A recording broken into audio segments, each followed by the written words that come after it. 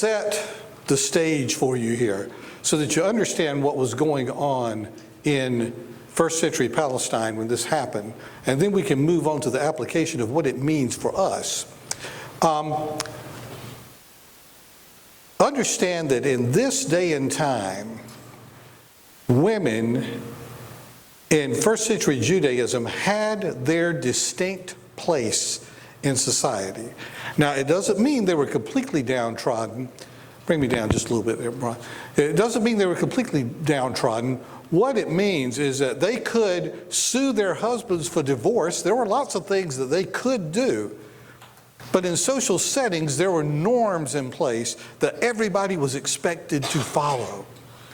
And one of the norms was when the men gathered together to hear a teaching or gathered together at the feet of a rabbi, the women were to stay to the side and do their place was to make sure that everything was taken care of in the home, that was taken care of as far as food and all of this.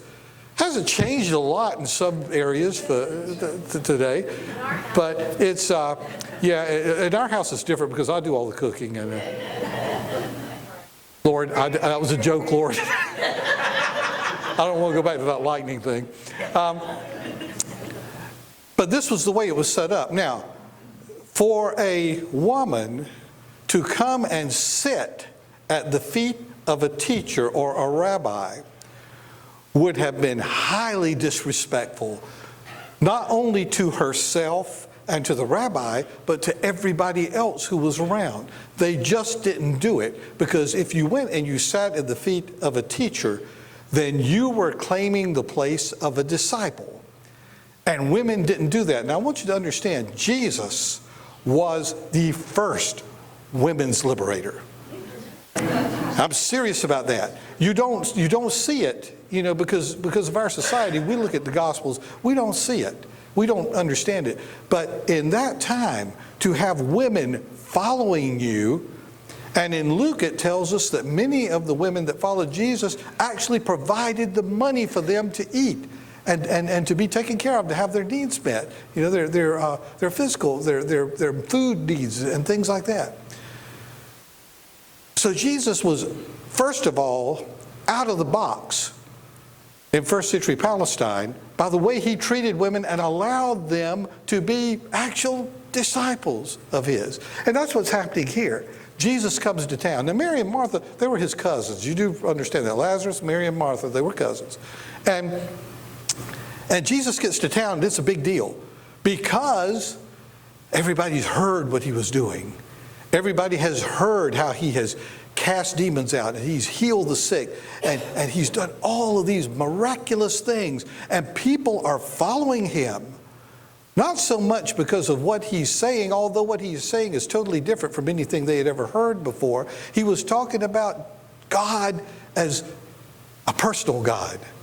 He was talking about God as Daddy. God as the one who loves you intimately. You, yourself, not just the group. God who responds to your needs. God who knows and counts the hairs of your head. Easier for some than others.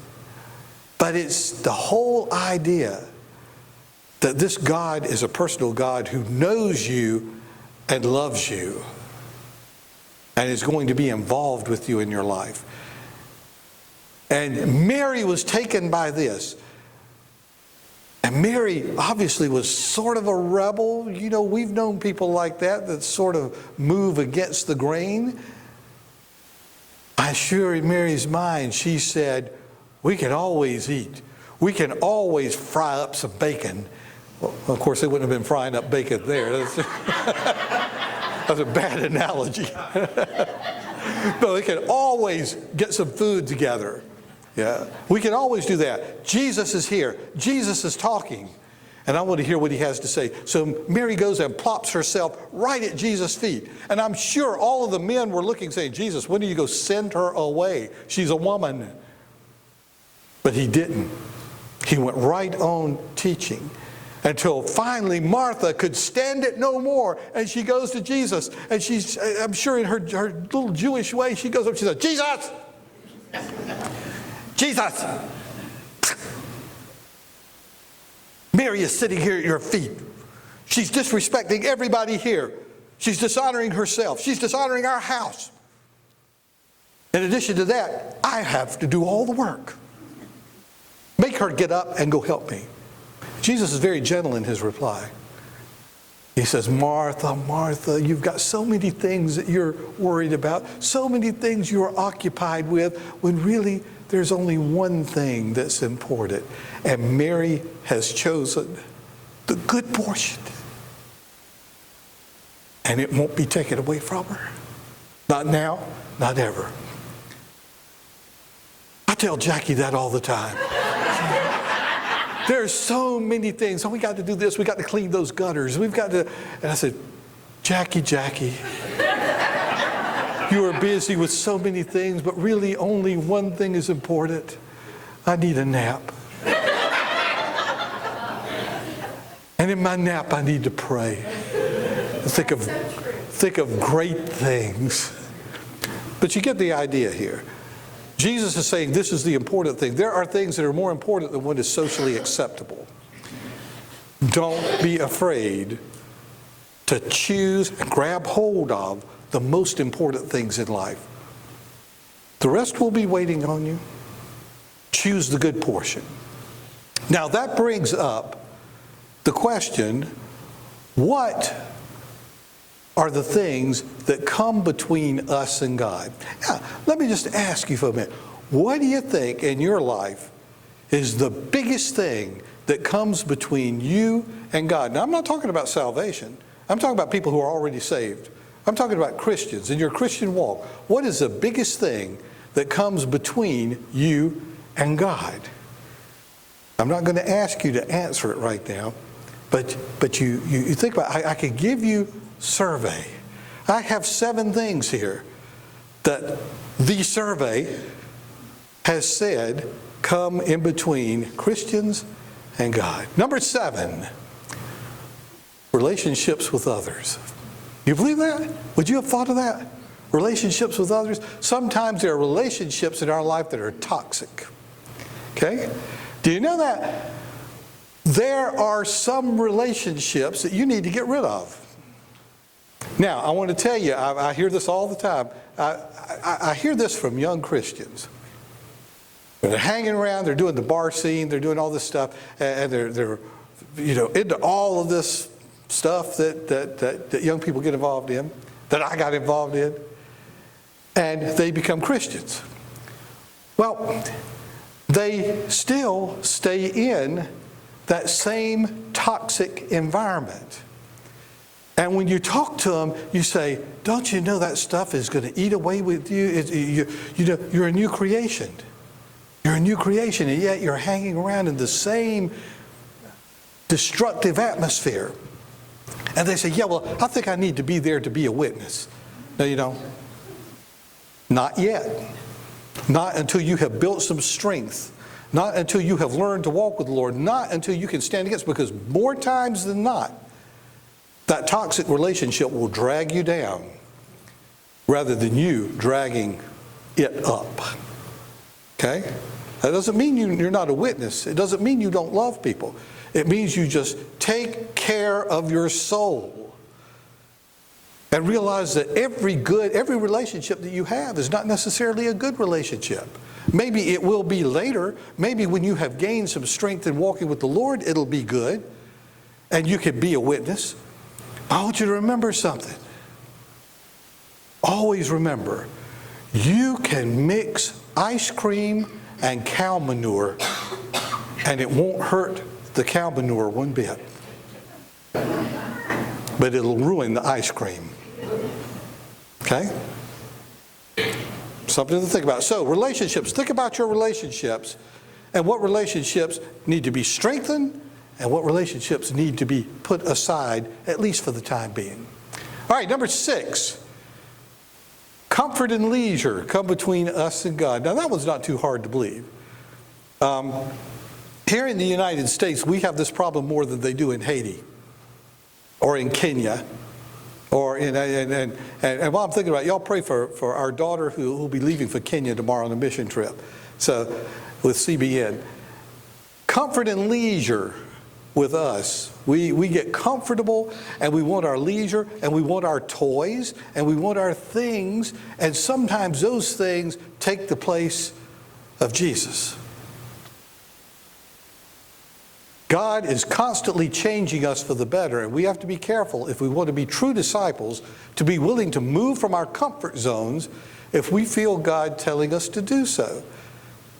How many of you know that God will take you out of your comfort zone if you are serious about following Him? And you need to be serious about following Him, because in Him is light and life. In Him is everything that you need. In Him is everything that you need now and for eternity. Don't let the comforts of this life get in the way of what God is doing in your life. All right, problem number 5 coming between us and God: addictions. Now, they're the obvious addictions that you have. I see people every day who have addictions to alcohol and to drugs and to sex and to things like that that are problematic. But you can have addictions too. You could be addicted to power. You could be addicted to security. You can be addicted to all types of things in your life that get between you and God. You could be addicted to routine. Do you know that? How many of you might, well, I'm not going to ask you to raise your hand. Some people are addicted to their routine. They've got everything set out. They want to do it. They want to do it their way. And if things change, they get all upset. And yet seldom can God move you into another area without breaking that addiction to routine. Here's the thing. Let God be God. You be the follower. And let God be God. And sometimes He's going to take you out. You can be addicted to bad relationships, like we talked about just now. You can be addicted to having your own way. That hymn, "Have Thine Own Way," was not about you. It's "Have Thine Own Way, Lord." You can be addicted to power over others. You can be addicted to self-importance, because sometimes our self-concept is wrapped up, psychologically, our self-concept is wrapped up in what we have. I know people that are addicted to things. It's not anything in particular. They're just addicted to having things, lots of things, because it makes them feel good about themselves. We can be addicted to our own opinions. Did you know that everything you think is not necessarily right? Isn't that amazing? Sometimes God has another idea. So, one thing comes between us and God: addictions. Number 4, pride. Now, some of us have spiritual pride. Some of us have spent a lot of time in prayer and a lot of time, reading the Bible and all this, and we get spiritual pride. And that comes in between us and God, because God cherishes a humble heart. No matter how much you learn, how much you know, how much you grow in the Lord, the further you go with the Lord, the more you understand how undone you are. And that's okay, because that's what God's grace is for. God's grace and God's mercy are to lead you to a place where you see how utterly helpless you are. And you fall into the arms of His grace and allow Him to go. Sometimes we don't want to take a back seat to someone who may be doing a better job at something than we are. I know that one of these days, somebody's going to come along that's going to be better at what I do than me. And it's going to be time for me to step aside. It's going to be time for me to move. Somebody's always going to come along that's going to be faster, bigger, better. But that's okay, as long as you are following what God has called you to do. Or we might not want to admit that we have been wrong or need help. That's something that is a difficult one for me. It is hard for me to ask for help. I'll just slug through something and beat it to death and leave it all bloody and blunted, and rather than have somebody come in and help me. I have to be careful about that because I know that about myself. These are all issues of pride, and they can be deadly to our relationship with God. So pride, be careful of all forms of pride that are there. Number 3, power. We often get into power struggles with others. You know what? You have no idea. I'm able to do this sometimes. You have no idea how freeing it is when you're in conflict with somebody and you're able to say, you know what? Doesn't really matter. Go ahead. Now, I get this a lot because I'm a priest, and did you know that people give you their opinions when you're a priest? Yeah, did you know that? People come to you. It's like our bishop said. He was going through an airport one time and he was late, and he was trying to catch a plane from Amsterdam back to New York, and said everything was going wrong, and he went to the counter, and the guy told him, said, listen, he said, why don't you do this, this, this? He said, do people come to you all the time, Bishop, and tell you how to do your job? And he said, every single day. Sometimes their ideas are better than ours are. Sometimes we need to listen. Sometimes we get into that power struggle, and sometimes we get into a power struggle with God because we want to do things our way. Listen, the biggest danger, one of the biggest dangers of the Christian life is deciding how you want to do something and then asking God to bless it. Rather than seeking what God is doing and seeking how God wants to do something and letting Him bless you as you get into what He's doing, we'd rather go off on our own than say, God bless it. Then we don't understand why it falls apart. That's why so many churches fail. I'm absolutely convinced every church that is planted is not supposed to move. It's not supposed to move forward. Every church that's planted was not in the perfect will of God. Sometimes it's in the permissive will of God. And you say, well, starting a church is a good thing. Why wouldn't God bless that? Because that wasn't what He was planning. That's not what He was planning to do with this group of people, or whatever. Seek first the kingdom of God and His righteousness, and all the other things will fall into place. Don't get into a power struggle with God, and don't get into a power struggle with other people. Think of what Mark Twain said. Mark Twain said, never try to teach a pig to sing. It annoys the pig, and it'll only frustrate you. All right. Number 2, money. Now, you want to get into the mix of something with somebody, come between them and their money. It can only be a dime, but it could be a real problem. See, God said, Jesus said, where your treasure is, there will your heart be also. Now, wouldn't you have thought He would say, wherever your heart is, there will your treasure be? No.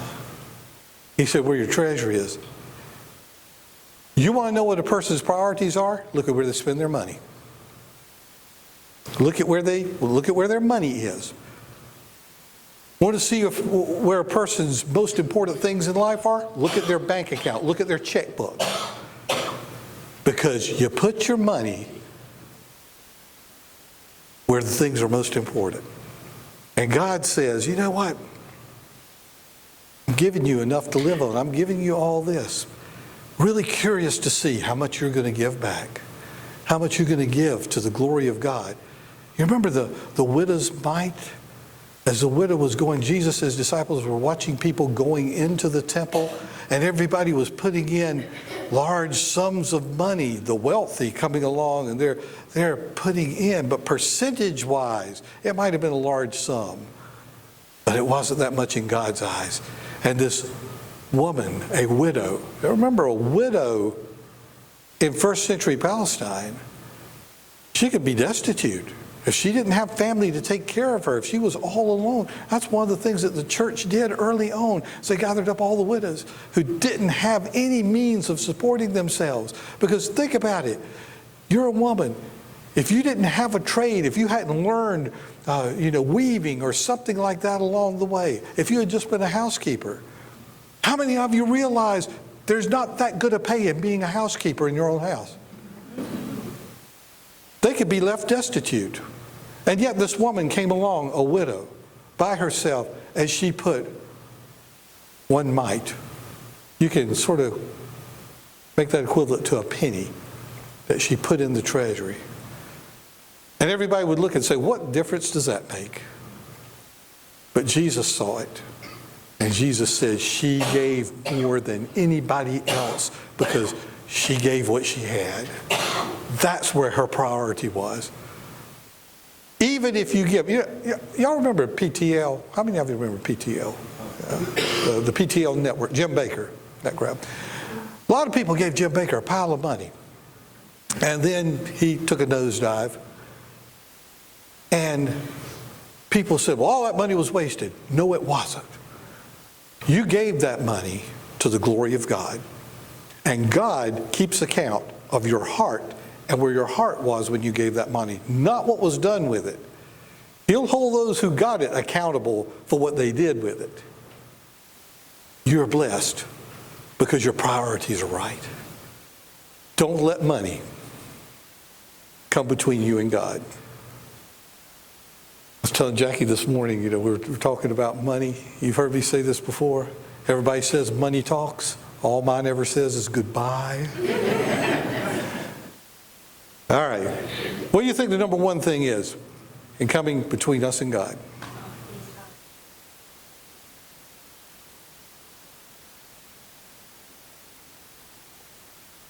Expectations of others.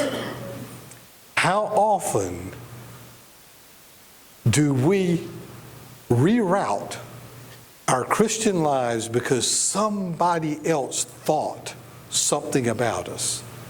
Somebody else thought we should or shouldn't. Expectations of others have a powerful hold over us. It may be the expectations of our family.